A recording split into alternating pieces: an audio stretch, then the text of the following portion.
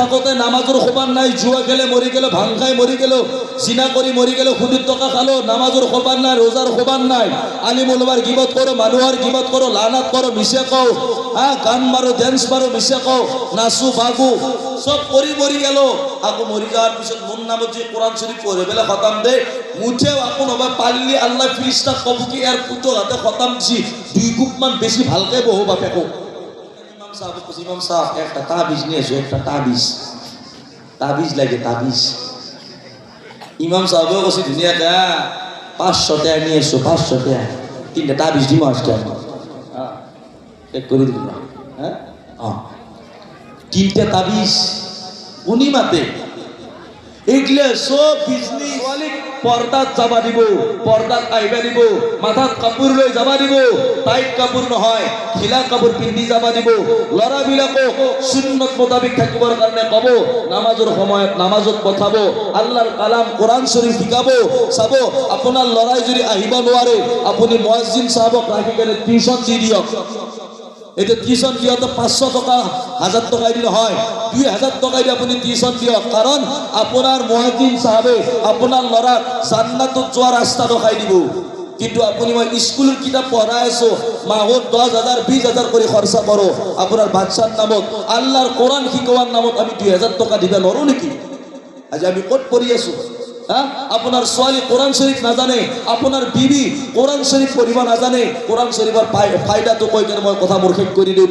কোৰআন শৰীফ পড়িব না জানে আপনাৰ সোয়ালি ওচৰৰ যিজনী মহিলাই কোৰআন শৰীফ পড়িব জানে সেইজনী মহিলাৰ তাত আপনাৰ সোয়ালি যদি শিকিব দিয়ক, মাই অমুক খুৰী কোরআন শরীফ পড়িব জানে, অমুক বাইদেউ অমুক বউ অমুক পেহী কোরআন শরীফ জানে, তুমি তাত সেই পেহীৰ তাত যাই কেনে কোরআন শরীফ শিকা। এই কোরআন শরীফ আপোনাক কি দিব? জান্নাতত প্রবেশ করাবো, আযাব রাখি দিব। আল্লাহর নবী কইছে যিজন বান্দাই নাকি দুনিয়াত কোরআন শরীফ পড়ে আর সেই কোরআনে যেতিয়া নাকি মানুষ মারা যায় মাথার ফালৰ পৰা আযাব আহে আর সেই কোরআন শরীফে খাড়া হয়ে যাব আর কব হে আল্লাহ এইজন বান্দাই দুনিয়াত থাকোতে কোরআন শরীফ তিলাওয়াত করিছিল, এই বান্দাক আপনি আযাব নিদিব, কোরআন শরীফে আপনার মোর কারণে সুপারিশ করিব। বলে না সুবহানাল্লাহ। আমি কোরআন শরীফ লিখি কম হ্যাঁ লাস্ট ফিনিশিং মই কলো আজি চাওক এই কোরআন শরীফ খান মুসলমানের কারণে সংবিধান হয়। কি হয়? সংবিধান। সংবিধান কার কারণে? মুর্দার কারণে, জিন্দার কারণে? হ্যাঁ জিন্দার কারণে। মরা মানুষের কারণে কোরআন শরীফ নহয়। মধুর কথা আছে কোরআন শরীফ নাখাবা বলি, মদ খায় মরা মানুষ, মদ খাবলে জিন্দা মানুষ খায়। জিন্দা মানুষ এটা ভাল লাগে না? উত্তর দিলে ভাল লাগে। আপনার সেই বেমার লাগা চরের দরে মুরগির দরে বহি থাকে ঠুকঠুক মানে উত্তর দিবে লাগে। মুর্দা মানুহে মদ নাখায়, জিন্দা মানুহে মদ খায়। তো জিন্দা মানুষ মানা করেছে তোমালোকে মদ নাখাবা। খুদ কোনি খাব? মুর্দাই নে জিন্দাই? জিন্দা মানুষ। তো জিন্দা মানুষ আল্লাহ মানা করেছে তোমালোকে খুদ নাখাবা।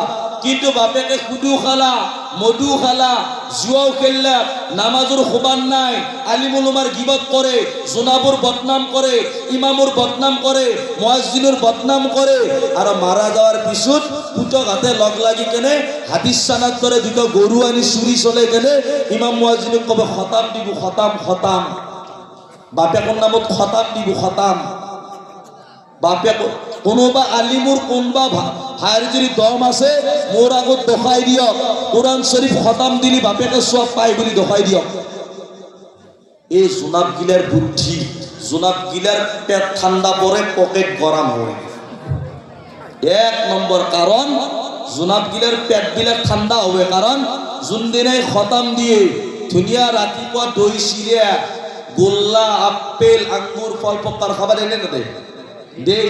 রাতিপুয়ার নাস্তা তো হল, আগো দুপরিয়ার খানা তো গরুয়ে সরে লোকেল মাছ, কি লেগ পিস পুরা তার ব্যাপারে গলক লেগি আগো আত্মানুক পয়সা দেনে না তখন বলি দেনে না দে। হ্যাঁ জোনাব গিলার বুদ্ধি। আপনার আব্বা আম্মায় আপন আপয়ে আপুনি মই দুনিয়াত থাকোঁতে নামাজৰ খবৰ নাই, জুৱা খেলে মৰি গেলো, ভাং খাই মৰি গেলো, চিনা কৰি মৰি গেলো, সুদিৰ টকা খালো, নামাজৰ খবৰ নাই, ৰোজাৰ খবৰ নাই, আলিম ওলামাৰ গিবত কৰো, মানুহৰ গিবত কৰো, লানাত কৰো, মিছে কওঁ, গান মাৰো, ডেন্স মাৰো, মিছে কওঁ, নাচো বাগো, সব কৰি মৰি গেল। আকৌ মৰি যাওয়ার পিছত মন নামত যে কোরআন শরীফ পড়ে বেলা খতাম দে মুঠেও আকৌ নবা পারলি আল্লাহ ফিরিস্তা কব কি আর পুতো হাতে খতাম দিছি 2 গুপ মান বেশি ভালকে বহু বাপেকো।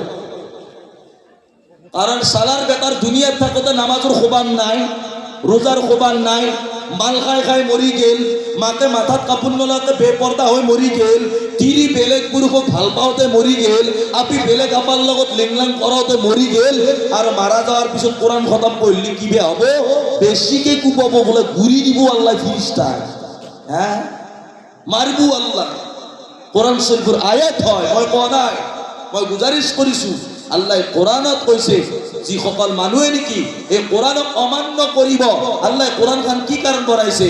ওয়ানুনাজিলু মিনাল কোরআন 15 নম্বর পারা সূরা বনি ইসরাইল, আল্লাহ কয় ওয়ানুনাজিলু মিনাল কোরআন মা হুয়া শিফাউ ওয়া রাহমাতুল লিল মুমিনিন।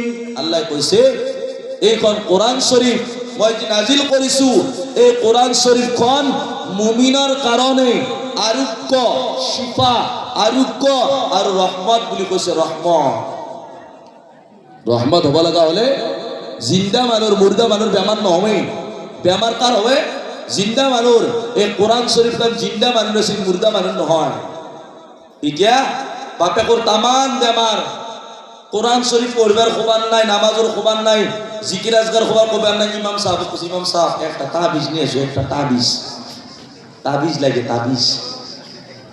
ইমাম সাহেবও কইছে ধুনিয়াকে 500 টাকা নিয়ে এসো, 500 টাকা, 3টা তাবিজ দিব আজকে। এক করে দিল, হ্যাঁ 3টা তাবিজ উনি মাতে। এগুলো সব বিজনেস, বিজনেস। তাবিজ দিলি বেমার ভাল হলে এই ডাক্তার সভা সব মরিল। যিজন জোনাবে তাবিজ দেয় সেইজন বোমা জোনাবের বেমার হয় না হবে? হয় না নহয়? তে জোনাবে ভরির পৰা মাথাক লাগি তাবিজ লৈ থাকতে লাগছি মোর বেমার নহয়, তো বেমার কি হবে? মিছা কথা।